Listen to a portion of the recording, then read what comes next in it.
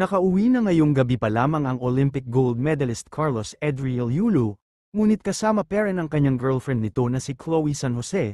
Kapansin-pansin naman na habang nagsasalita na si Carlos Yulu sa Malacanang Palace ay wala ang kanyang mga magulang, hindi dumalo na siyang dapat andan, kundi ang girlfriend nito. Kaya naman kapansin-pansin ito ng mga netizens, so sad, wala ang family niya sa homecoming niya. At sa post naman ni Sian Gaza, na chismis from very reliable source, hindi daw pinapayagan ni Chloe na i-post ni Carlos Yulu yung coaching team niya kasi daw ayaw nitong masapawan, kaya pala silang dalawa lang palagi ang ina-upload ni Kaloy. Nagseselos pala si Chloe.